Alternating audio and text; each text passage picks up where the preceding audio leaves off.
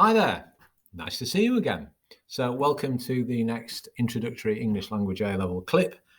This one is about another aspect of context. So we're taking material from the textbook, the AQA textbook, page 14 and 15. And today we are going to be whittering on about audience. Now, audience is obviously a very important component of context. And so whenever a text is produced, there is a certain type of person that the text producer has got in mind. And ultimately, of course, that's going to influence the language choices that the text producer makes. Notice, by the way that I'm using English language A-level terminology here, A01, text producer. Okay, get into the habit of using those kind of terms. We have, for your delectation, a number of memes and tweets here. And have a look at them. And do you get them? Do you understand what's going on? Do you think they're funny? Have a go. I'll just show you three of them. Here we go. Number one. Number two. And number three. Okay, now as I said, I'm not going to play you all of them, but the key question is this: were you the implied audience? Okay. So if you related to or understood or you found any of those memes and tweets funny, then clearly you were the implied audience. I wasn't, because when my colleague showed it to me, I didn't have a clue what any of them meant. So I wasn't the implied audience. So, but if you did find them, if you understood them, then you were who the text producer had in mind when they wrote or produced the text. So that's implied audience, okay? And if you are the implied audience, you are clearly not alone. You are part of a discourse community. Now, there's a great noun phrase to use. Discourse community means a group of people with shared interests. They've got the same belief systems, and so they are likely to respond to text in similar sorts of ways. Okay, implied audience and discourse community. You've learnt those. You also need to learn to use the term schematic knowledge, because some texts require the audience to have schematic knowledge. Now, schematic knowledge just means a bundle of knowledge about a concept or a person, okay? And without that schematic knowledge, then you are unlikely to be the implied audience of the text.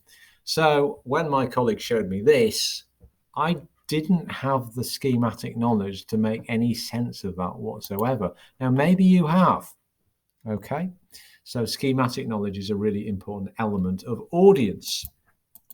Okay, so moving on. Now let's talk about this idea of implied text producer, because as well as an implied audience, some text producers use an implied text producer to convey the intended meanings and representations. So what this is a kind of representation. It's kind of like a narrative voice that's being adopted. So that's an idea that you'll be familiar with from your GCSE, literature GCSE.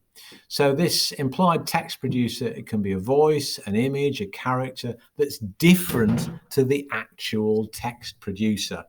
So here's a great example. So this is an RSPCA advert.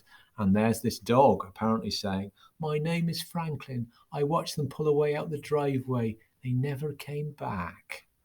Okay, so there's a great example of an organization adopting an implied text producer in order to pull upon your heartstrings. Okay. So far we've used various terms. Implied writer, a constructed image of an idealized writer. By the way, these definitions are all just written here in the textbook on page 14. Your actual writer is the real person or people responsible for the text production. Your implied reader is a kind of constructed image of an idealized reader. And your actual reader is any person or groups of people who engage and interpret a text. We'll come on to audience positioning in a minute, but a discourse community is this group of people with shared interests and belief systems who are likely to respond to text in similar ways. Okay, now there's various things on the slideshow here, which we won't go through, but what I will talk to you a little bit more is about this idea of audience positioning, which is a really important phrase to use. So audience positioning is how a text uses language to shape the audience's responses and therefore hopefully their attitudes and values. Okay, and it was the academic Stuart Hall, who some of you may have come across in media studies, who came up with this model of communication that basically argued that the receiver of the text makes meaning. So don't think of the receiver of the text as being kind of passive. Think of the receiver of the text as having great power. And obviously the reading of a text is influenced by the receiver's own cultural background and worldview. So in that sense, the receiver of the text actually makes meaning. And so what this means is that texts carry multiple meanings because they're read in different ways. They're interpreted in different ways by different sorts of readers. And this is known as polysemy. Polysemy means having multiple meanings. Poly on the front of anything means many, and semy is to do with semantics, so meanings. Okay, so texts can carry multiple meanings depending on the this kind of cultural background and worldview of the audience. And Stuart Hall came up with these 3 different ways that audience can respond to texts.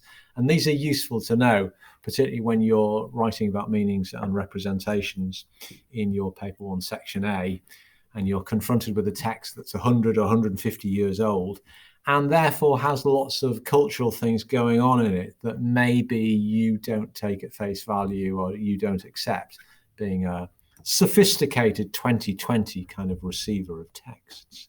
So here are Stuart Hall's 3 ways that audiences can respond to text. This is the first one, a dominant hegemonic reading.